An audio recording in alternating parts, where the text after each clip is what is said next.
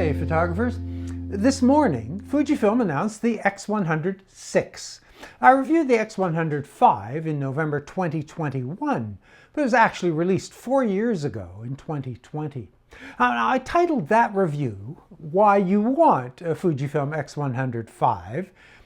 Now, I'm sure my favorable review is not the cause, but it's been in short supply. Hopefully this model will be more available, but no review units yet. In addition to its lovely retro design, the X100 series is most interesting because it's one of the few cameras with a leaf shutter. Fujifilm did invite me to a non-disclosure preview presentation, but they didn't pay me, nor did they review any of the content of this video. They did not provide any images. And although I'm now allowed to share the content of the presentation, they don't allow me to use any of the visuals from the deck for this video. Sorry. It's actually a decision that doesn't even make sense to the Fujifilm team. So, previous models in this series were the X100, then the X100S, the X100T, the X100F. In case you missed it, that was STF, second, third, fourth. So the naming strategy dead-ended, and they switched to V for the fifth iteration.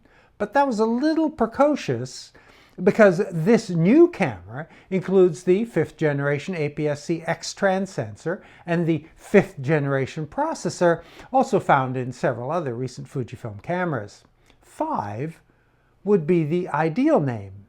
Instead, it's VI, 6 in Roman numerals. Camera naming is so confusing.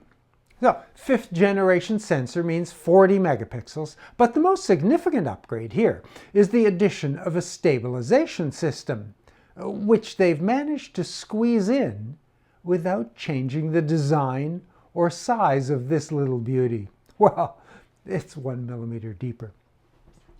Because of the way that stabilization is measured, it differs depending on the camera's weight.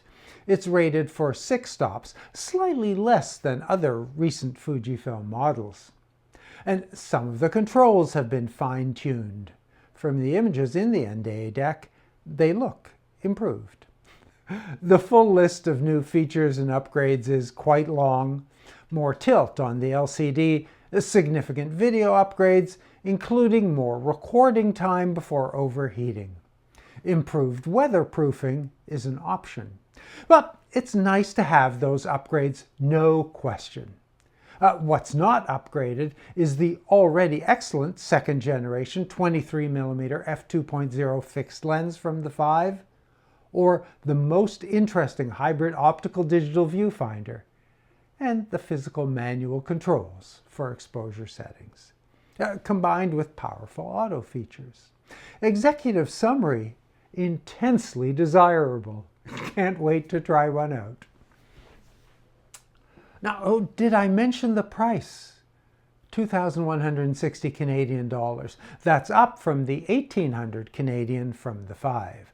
The US price increase is similar, about 200 American dollars up. Fair enough. And that seems expensive though, and I think it's overpowered.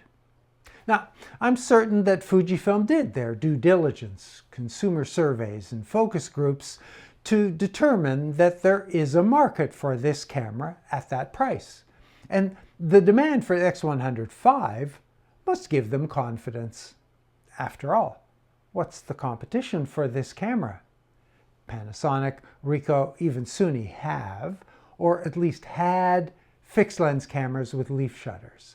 But in my mind, Fujifilm's retro design aesthetic leaves only Leica as a competitor, which kind of makes the 6 look like a bargain. And even Leica owners may be envious. Well, from a design standpoint anyway. Although, I wish it was less. Maybe the price is justifiable. But maybe, just maybe, it's time for simplicity. Even before I get my hands on a review unit, this camera feels cluttered and overloaded, particularly with video features, particularly with the low data rate available with the 6's UHS-1 type SD card. Doesn't match. Now, I know that many of you have been commenting about your preference for a simple stills camera for years, and I finally get it. This camera doesn't need to compete in the features race to attract me.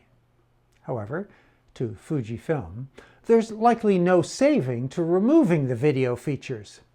They're there on the chip. The firmware's been paid for by other models. They saved by not using CF Express. So, here's my advice. If you need the 40 megapixels or the stabilization, go for it. You might want to wait for my review. But if not, this likely means the 5 is about to be repriced, and that used models will start to appear. Of course, if you need, I'll add a link to my Why You Want One review of the 5 to the description below. Thanks for watching. Fill up your memory cards, drain your batteries, and stay safe.